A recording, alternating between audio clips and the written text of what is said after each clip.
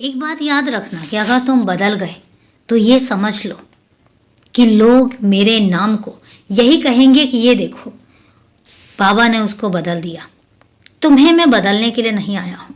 तुम्हारे स्वभाव को मैं हमेशा यही कहूँगा कि हमेशा ऐसे ही रहना, क्योंकि तुम्हारे स्वभाव में जितनी पवित्रता है, तुम जितने दृढ़ संकल्प के साथ अपने आप को बाहर लेकर आते हो, जितने आत्मविश्वास के साथ तुम हर बार गिरकर संभलते हो, कितनी भी परेशानियां क्यों ना आ जाएं, तुम्हारे चेहरे पर कभी चिंता के भाव नहीं उभरते।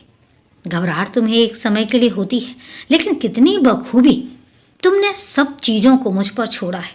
परेशानी आई तो तुमने मुझ पर छोड़ दिया, खुशियाँ आई तो तुमने मुझे धन्यवाद कह दिया।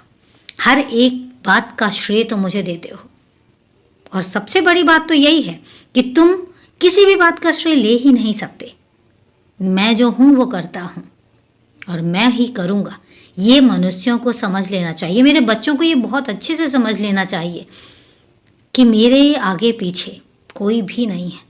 जो करता हूँ वो मैं करता हूँ, और यही कारण है कि जो मेरे बच्चे हैं वो कई बार अपना श्रेय ले जाते हैं। कई बार वो इस घमंड में आ जाते हैं कि जो वो कर रहे हैं बस वही कर रहे हैं और उनके आगे पीछे कोई भी नहीं है, पर वो ये भूल जाते हैं कि उनका हिसाब किताब करने के लिए मैं बैठा हूँ, क्योंकि आखिरी हिसाब किताब मेरा ही होता है। और सबसे बड़ी बात है कि मैं मुंह से बोली हुई वाणी का हिसाब किताब नहीं रखता हूँ, मैं मन में आए हुए भावों का हिसाब किताब रखता हूँ, और मेरा हिसाब किताब बहुत ही पारदर्शी होता है। मैं भेदभाव नहीं करता, किसी भी बच्चे में भेदभाव नहीं करता।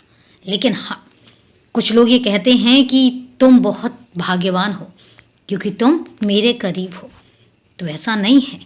तुमने वो कमाया है, तुमने अपनी मेहनत से, तुमने अपने निश्चल स्वभाव से वो अर्जित किया है।